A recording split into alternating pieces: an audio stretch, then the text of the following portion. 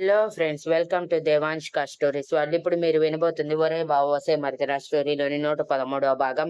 ఇంటికి చేరుకున్నాక 1 hour rest తీసుకున్నాక కృష్ణ విరాజ్ ని కాఫీ డేకి రమ్మని చెప్తే విరాజ్ సరే అని వెళ్ళాడు. అక్కడికి వెళ్ళాక కృష్ణ జరిగింది చెప్పగానే విరాజ్ పట్టరానంత సంతోషంగా, అయితే ఇద్దరి పెళ్లిళ్ళు ఒకేసారి జరుగుతాయన్నమాట. వావ్, ఊహించటానికే ఎంత బాగుంది. ఇంకా మా బాబాయ్ స్వయంగా వచ్చి మా నాన్నతో మాట్లాడితే అబ్బబ్బా! ఆ సీన్ ఉంటుంది చూడు, కన్నుల పండగే అని ఊహించుకుంటూ అన్నాడు విరాజ్. కృష్ణ నవ్వుతూ కాఫీ సిప్ చేస్తూ, ఏదేమైనా భాను పెళ్లికి ఒప్పుకొని నువ్వు చెప్పిన ప్లాన్ బాగా వర్కౌట్ అయ్యింది విరాజ్.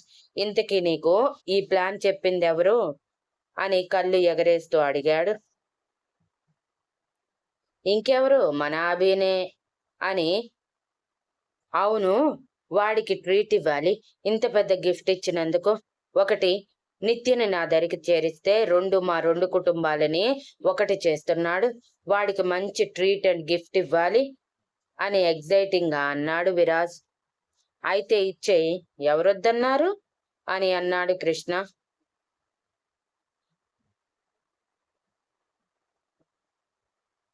హా కానీ ఇస్తా, కానీ ఇప్పుడు కాదు, మన పెళ్లి టైంలో ఇస్తాను.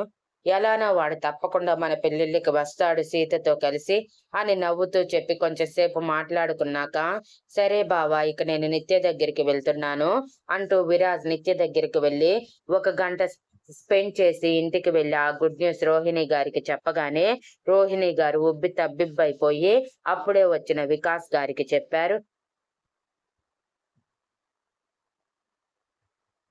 ఆయన కూడా సంతోషించి, మొత్తానికి మీ పెళ్ళిళ్ళ ద్వారా మన కుటుంబం ఒకటవుతుంది, అది చాలు. కానీ మనం ఒకటైపోతున్నాం. ఇప్పుడు మీకు సేమ్ అదే కుటుంబంలో అమ్మాయితో పెళ్ళవుతుందని తెలిస్తే మీ బాబాయ్ ఎలా రియాక్ట్ అవుతాడో. ఒకవేళ కావాలని మనమే ఇదంతా చేయించామనుకుంటాడేమో అని అన్నారు. బాబాయికి అంత బుర్రే ఉంటే ఇన్ని సంవత్సరాలు మనం ఇలా దూరంగా ఉండేవాళ్ళం కాదు డాడీ. మీరు మరీ ఎక్కువ ఆలోచిస్తున్నారు, వదిలేయండి అని అన్నాడు విరాజ్ ఆయన మాటల్ని కొట్టి పారేస్తూ. రూమ్ కి వెళ్ళిన విరాజ్ రామ్ కి ఫోన్ చేసి జరిగింది చెప్పగానే, ఓ కంగ్రాట్స్, మొత్తానికి నా వల్ల ఒక ఫ్యామిలీ కలిసింది, సంతోషం అని అన్నాడు. అవును అభి, థ్యాంక్ యూ సో మచ్. ఎంతైనా నువ్వు ట్రూ ఫ్రెండ్ విరా. నాకు ఇంత మంచి ఫ్రెండ్ దొరికినందుకు చాలా సంతోషంగా ఉంది. Thank you, thank you so much రా అని పదే పదే చెప్తూ ఉంటే, చాలే ఆపరా, ఒక ఫ్రెండ్ కి మరో ఫ్రెండ్ సాయం చేయకుండా ఉండడు కదా, వదిలే, ఇక నీ పెళ్లిని ఎంజాయ్ చేయి అని ఫోన్ పెట్టేసి రాధగారితో సీతతో జరిగింది చెప్పాడు. వాళ్ళు కూడా సంతోషించారు. 2 రోజుల తర్వాత సీతకి 6 మంత్స్ స్కానింగ్ ఉండటంతో సీతని తీసుకొని రాధగారితో సహా హాస్పిటల్ కి వెళ్ళాడు రామ్. లోపల స్కానింగ్ జరిగే సమయంలో రామ్ ని కూడా ఎలో చేయటంతో డాక్టర్ బేబీ ఒక్కొక్క పార్ట్ స్కానింగ్ లో చూపిస్తూ ఉంటే సీతకి రామ్ కి గూస్ బంప్స్ వస్తూ తమ బేబీని ఫీల్ అవుతూ ఉన్నారు.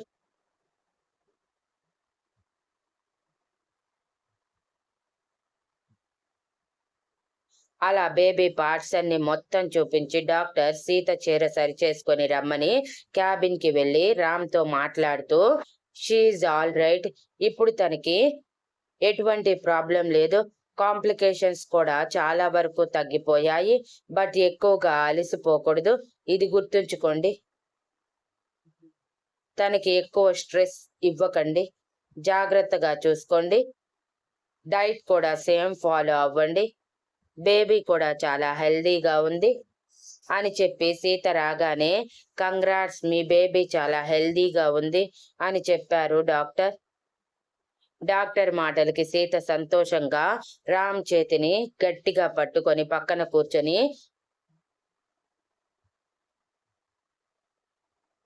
పక్కన కూర్చుంది.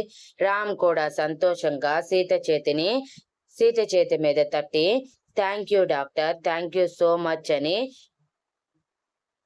పైకి లేస్తూ ఉంటే సీత వెంటనే డాక్టర్తో బేబీ మూమెంట్స్ ఇంకా ఎందుకు లేవు డాక్టర్, ఈ సమయానికి మాకు తెలియాలి కదా మూమెంట్స్ అని అడిగింది.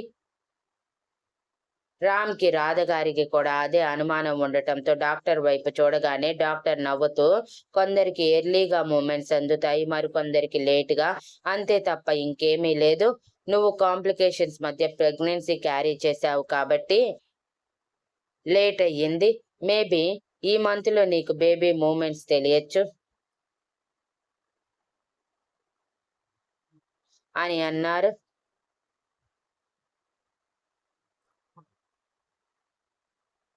డాక్టర్ మాటలకి ముగ్గురు రిలాక్స్ ఫీల్ అయ్యి ఆమె ఇచ్చిన ప్రిస్క్రిప్షన్ తీసుకుని బయటికి వచ్చి సీతని రాధగారిని కూర్చోబెట్టి రామ్ టాబ్లెట్స్ తో పాటు సీతకి రాధగారికి జ్యూస్ తీసుకువచ్చి ఇచ్చి వాళ్ళు అది తాగాక ఇంటికి బయలుదేరారు. ఇంటికి వెళ్ళాక సీత పదే పదే స్కానింగ్ రిపోర్ట్స్ చూస్తూ ఉంటే రామ్ నవ్వుతూ అందులో బేబీ కనిపించదు సీత, ఎందుకు అలా పదే పదే చూస్తున్నావు అని అడిగాడు. ఏమో బావా, వీటిని చూస్తున్న కొద్దీ మళ్ళీ మళ్ళీ చూడాలనిపిస్తుంది. ఎంతైనా first experience is best experience అంటారు కదా, అలానే మన ఫస్ట్ బేబీ మన లైఫ్ లోకి వస్తూనే లెక్కలేనన్ని ఆనందాలను తీసుకువచ్చింది. I am eagerly waiting for hour baby అని కళ్ళల్లో కన్నీటి చెమ్మతో అంది సీత. రామ్ సీత పక్కన కూర్చొని తన కన్నీళ్లు తుడిచి ఎమోషనల్ అవ్వకు సీత, ఇదంతా మన బేబీ మీద ఎఫెక్ట్ చూపిస్తుంది అని అంటూ ఉండగానే అప్పుడే బేబీ కిక్ ఇవ్వటంతో సీత కళ్ళు పెద్దవి చేసి బావా బేబీ కిక్ ఇచ్చింది అని రామ్ చేతిని తన స్టమక్ మీద లెఫ్ట్ సైడ్ పెట్టుకుంది. రామ్ ఆశ్చర్యపోయి బేబీ టచ్ కోసం వెయిట్ చేస్తూ ఉంటే బేబీ మళ్ళీ కదలకుండా అలానే ఉండటంతో రామ్ అయోమయంగా ఏమీ లేదు కదా సీత అని అడిగాడు. లేదు బావా, నిజంగానే బేబీ మూవ్ అయ్యింది. యాక్చువల్ గా బేబీ 5th మంత్ రాగానే మూవ్ అవుతుందంట, బట్ నాకు లేట్ అయ్యింది. డాక్టర్ చెప్పారు కదా అందుకేనేమో, బట్ ఇప్పుడు ఈ క్షణం నిజంగా బేబీ కిక్కిచ్చింది బావా అని అయోమయంగా అంది సీత. ఇంతలో మరోసారి బేబీ కిక్ ఇవ్వటంతో రామ్లో గూస్ బంప్స్ వచ్చి తన చేతి మీద వెంట్రుకలు నిక్కబొడుచుకొని అవును సీత, మన బేబీ కిక్ ఇస్తుంది, వావ్ ఇట్స్ వండర్ఫుల్, వెంటనే అమ్మతో చెప్తాను అని రామ్ చిన్నపిల్లాడిలా బయటికి పరిగెత్తి రాధగారితో చెప్తే రాధగారు సంతోషించి సీత దగ్గరికి వచ్చి నిజంగానే బేబీ మూవ్ అవుతుందా సీత అని అడిగారు. నిజంగానే అత్త, కావాలంటే బావని అడిగు, బట్ మా బేబీ చాలా బద్ధకంగా ఉన్నట్టుంది, ఎప్పుడో అరగంటకి గంటకి కానీ కిక్ ఇస్తుంది, అలా కాకుండా వెంటనే 5 నిమిషాలకు ఒకసారి కిక్ ఇవ్వచ్చు కదా, ఎంత బాగుందో తెలుసా ఆ టైంలో అని చిన్నపిల్లల మూతి ముడిచి అంది సీత. ఇస్తుందిలే, ఇలా అయిపోతే ఎలా సీత, పెరిగే కొద్దీ బేబీ కిక్స్ ఇవ్వటం తగ్గించి మూమెంట్స్ మాత్రమే ఇస్తుంది, అప్పుడు ఏం చేస్తారు అని కళ్ళు ఎగరేస్తూ ఉండు, ఇప్పుడే వస్తానంటూ సీతకి దిష్టి తీయటానికి ఎండుమిరపకాయలు ఉప్పు తీసుకువచ్చి సీత చుట్టూ తిప్పి దిష్టి తీసి స్టవ్ మీద ఉన్న మంట మీద పెట్టగానే అది పేలుతున్న సౌండ్ రావటంతో బాబోయ్ ఎంత దిష్టి తగిలిందో సీతకి అని అదంతా అయిపోయాక కిచెన్ సైడ్ ఉన్న డోర్ ఓపెన్ చేసి పోయేలా చేశారు. ఇక ఇక్కడ బెడ్రూమ్ లో కూర్చొని ఉన్న రామ్ ఆతృతగా సీత కడుపు మీద చేయి పెట్టి ఎప్పుడెప్పుడు తన బేబీ మళ్ళీ కిక్కిస్తుందా అని వెయిట్ చేస్తూ ఉన్నాడు. అంతకంటే ఎక్కువగా సీత వెయిట్ చేస్తూ ఉంది. అది చూస్తూ ఉన్న రాధగారు ఇద్దరికి మెటికలు విరిచి ఇక చాలు ఆపండి, ఎక్కువగా ఇలా చేస్తే బేబీకి దిష్టి తగులుతుంది అని చెప్పటంతో రామ్ డిసప్పాయింట్ గా సరేలే అమ్మా, ఇంతకి లంచ్ అయిపోయిందా అని అడిగాడు.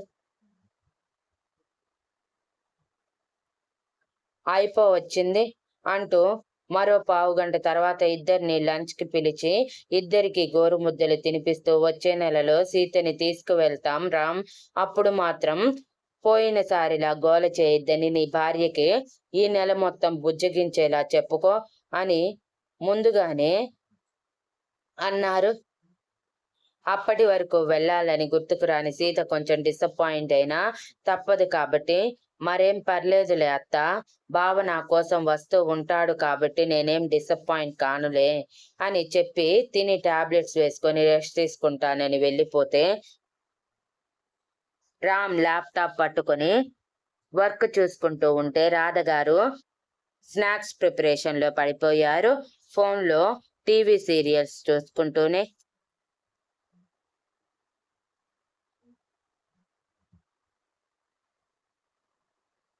మరోవైపు అరవింద్ అనుకున్నట్టుగానే నందితకి నచ్చేలా ప్రాజెక్ట్ డెమో ఇవ్వటంతో నందిత ఆ ప్రాజెక్ట్ జెన్యూన్ గానే అరవింద్ కంపెనీకి ఇచ్చి సైన్ చేసుకున్నారు. అలా అరవింద్ నందిత కలిసి వర్క్ చేస్తూ ఒకరి గురించి ఒకరు తెలుసుకుంటూ ఫ్రెండ్షిప్ స్టేజ్ వరకు వచ్చేశారు. వాళ్ళిద్దరిని అంత క్లోజ్ గా చూస్తున్న అరవింద్ ఫ్రెండ్ నవ్వుకుంటూ తన పనిలో తను పడిపోయాడు.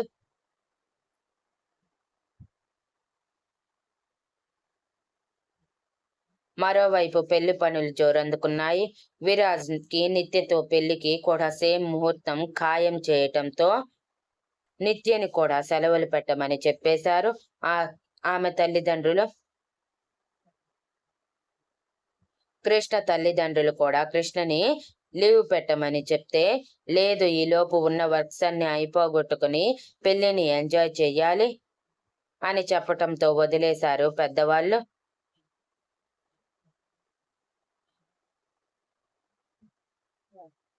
ఇక భాను ఊరిని వదిలి రాలేదు తన నాన్నగారి మాట వలన. అందుకే సీతకి మిగిలిన ఫ్రెండ్స్ అందరికీ కూడా ఫోన్లోనే పెళ్లి ఫిక్స్ అయ్యిందని, కృష్ణ గురించి మాత్రం చెప్పకుండా పెళ్లి కొడుకుని సర్ప్రైజ్ చేస్తానని సీతకి మాత్రం 4 చివాట్లు పెట్టి తనతో చెప్పలేదని అలిగి బ్రతిమలాడించుకొని మళ్ళీ మాట్లాడుకున్నారు.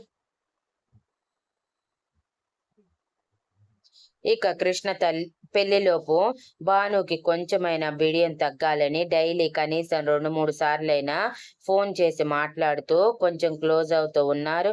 ఇక విరాజ్ అయితే నిత్యని డైలీ కలుస్తూ కనీసం అరగంట అయినా టైం స్పెండ్ చేస్తూ ఉన్నాడు. అలా చూస్తూ ఉండగానే రోజులు దొర్లుతూ పెళ్లికి 5 రోజులు ఉందనగా ఒకానొక రోజు సాయంత్రం సమయంలో పెళ్లి కార్డు పట్టుకుని మరీ విరాజ్ వాళ్ళ ఇంట్లో అడుగు పెట్టారు భాను నాన్నగారు తప్పక మొహం ముచ్చుగా పెట్టుకొని.